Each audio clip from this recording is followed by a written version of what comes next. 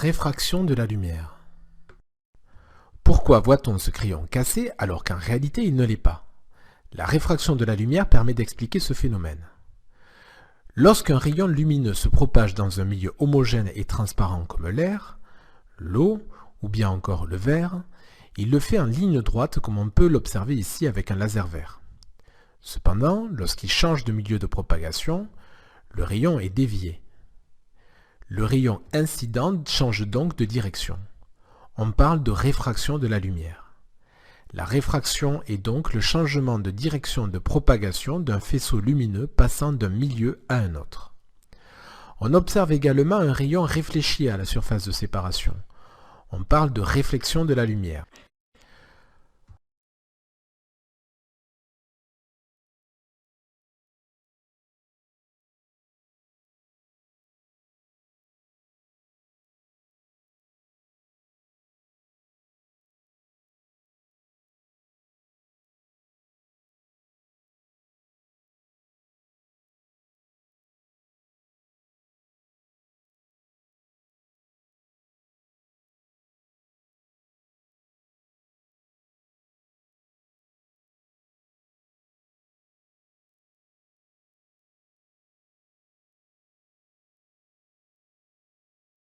Pour analyser le phénomène de réfraction et mieux le comprendre, modélisons ce que nous venons d'observer.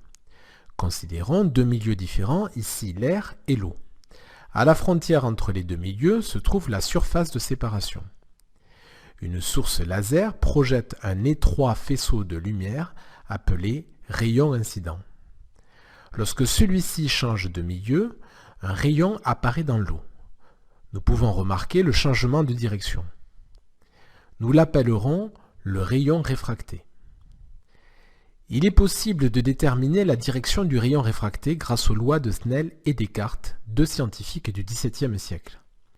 Pour cela, il est nécessaire de définir une droite imaginaire tracée en pointillé, perpendiculaire à la surface de séparation des deux milieux, et qui passe par le point d'incidence I, point situé à l'intersection du rayon incident avec la surface. Cette droite est appelée la normale. Ainsi, une première loi de Snell et Descartes indique que le rayon incident et réfracté sont situés dans un même plan de part et d'autre de la normale. À partir de cette normale, deux angles sont définis, l'angle d'incidence entre le rayon incident et la normale, noté I1, et l'angle de réfraction entre le rayon réfracté et la normale, noté I2. La deuxième loi de Snell et Descartes est la relation vérifiée par les angles d'incidence et de réfraction N1 fois sinus I1 égale N2 fois sinus I2. N1 et N2 sont appelés indices de réfraction. L'indice de réfraction est un nombre sans unité qui est propre à chaque milieu et dont la valeur est supérieure ou égale à 1. Prenons un exemple. Supposons qu'un rayon incident forme un angle de 45 degrés avec la normale. L'air est le premier milieu d'indice de réfraction N1 égale 1,00. L'eau est le deuxième milieu d'indice de réfraction N2 égale 1,33. Calculons l'angle réfracté I2. Rappelons pour cela la loi de Snell et Descartes N1 fois sinus I1 égale N2 fois sinus I2. Isolons sinus I2. Pour cela, faisons passer N2 de l'autre côté de l'égalité. Il vient donc diviser N1 fois sinus I1. On obtient donc l'équation suivante. Passons à l'application numérique. Sinus I2 est égal à 1,00 fois sinus 45 divisé par 1,33. Il ne reste plus qu'à calculer, mais pour cela, il faut avant tout s'assurer que la calculatrice est bien réglée en degrés. On obtient sinus I2 égale 0,53. Pour calculer un angle à partir de son sinus, il faut utiliser la fonction arcsinus. Celle-ci a pour symbole ASN ou sinus moins 1 sur la calculatrice. On calcule donc arcsinus de 0,53. On trouve un angle de réfraction I2 égal à 32 degrés. Retenons donc que la réfraction est un changement de direction d'un faisceau lumineux passant d'un milieu à l'autre. Le rayon incident et le rayon réfracté sont situés de part et d'autre de la normale. Il faut donc savoir également définir la normale à la surface de séparation, mais également les angles d'incidence I1, de réfraction I2, ainsi que l'indice de réfraction, nombre sans unité, qui caractérise le milieu et qui est toujours supérieur ou égal à 1. Enfin, lors de la réfraction, N1 fois sinus I1 est égal à N2 fois sinus I2.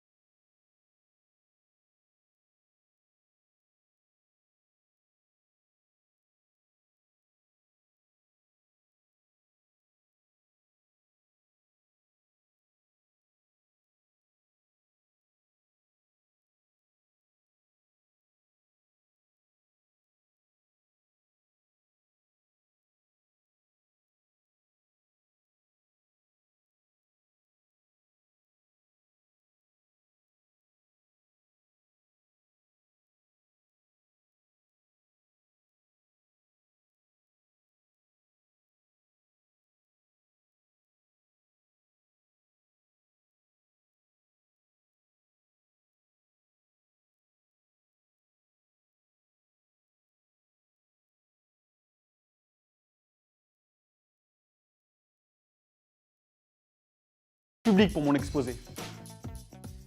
Bonjour. Saviez-vous qu'il existe une lumière qui, une fois décomposée, offre une palette de couleurs extraordinaires comme ce bel arc-en-ciel? Lumière, arc-en-ciel, tu fais pas la connexion? Eh bien, il s'agit de toutes les couleurs qui vont du violet au rouge. On parle du spectre de la lumière visible. Cette lumière visible se situe ici, entre les rayons ultraviolets et les rayons infrarouges. Elle occupe une petite place dans le spectre des ondes électromagnétiques, mais elle est tellement riche. Cette lumière visible, on la met en évidence en la décomposant à travers un prisme.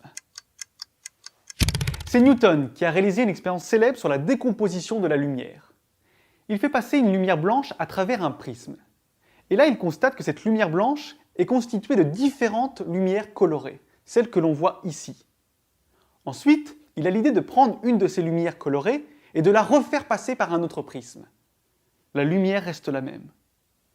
Il en conclut que la lumière blanche, comme celle qui vient du soleil, est en fait le mélange de toutes les couleurs du spectre. L'expérience de Newton est simple à comprendre. Tout d'abord, la chose à retenir, c'est que la vitesse de la lumière dans le vide est de 300 000 km/s. Mais elle est freinée par exemple dans l'eau ou le verre. Dans le verre, elle ne va plus qu'à 200 000 km/s. Regardez, la lumière blanche est composée de lumière avec des longueurs d'onde différentes. Eh bien, ces lumières vont être ralenties et déviées dans le prisme. Le rouge, par exemple, sera moins dévié et moins freiné que le bleu.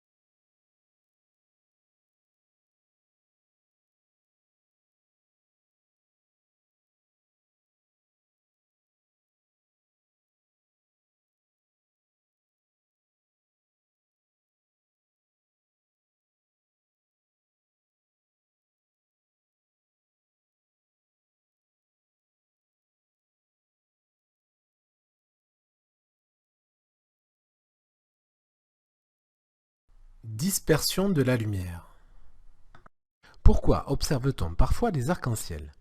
Ce phénomène s'explique par la dispersion de la lumière. Lorsqu'une lumière blanche traverse un prisme, il est possible d'observer un faisceau contenant toutes les composantes colorées du violet au rouge. On parle de dispersion. La dispersion d'une lumière est la séparation des différentes composantes colorées de cette lumière. Comment s'explique un tel phénomène?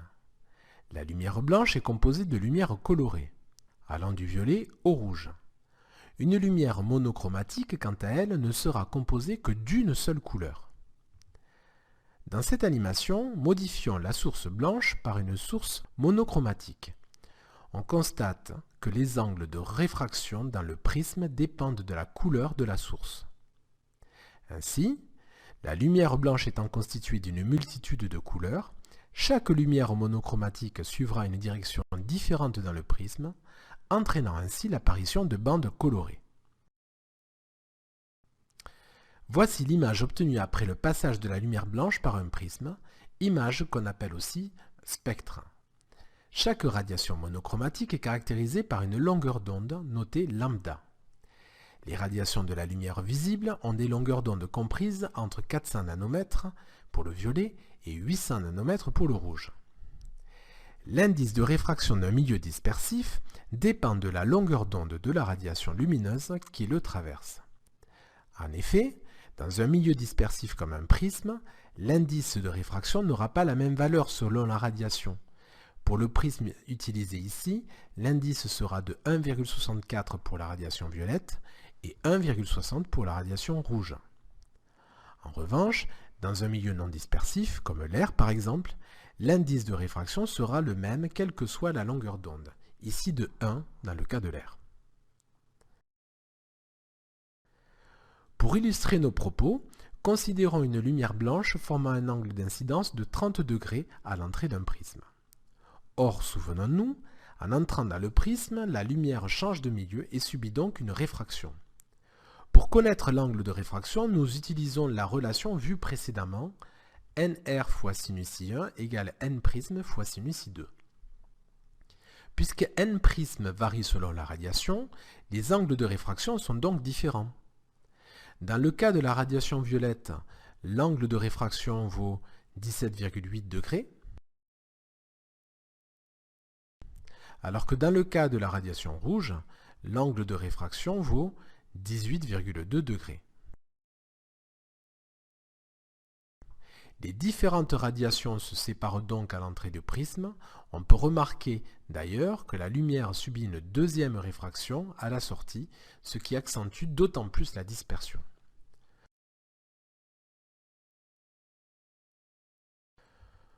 Retenons donc que la lumière blanche est composée de lumière colorée. La dispersion de la lumière blanche est la séparation des différentes composantes lumineuses de cette lumière. Le prisme est un système dispersif. Son indice de réfraction dépend de la radiation lumineuse qui le traverse.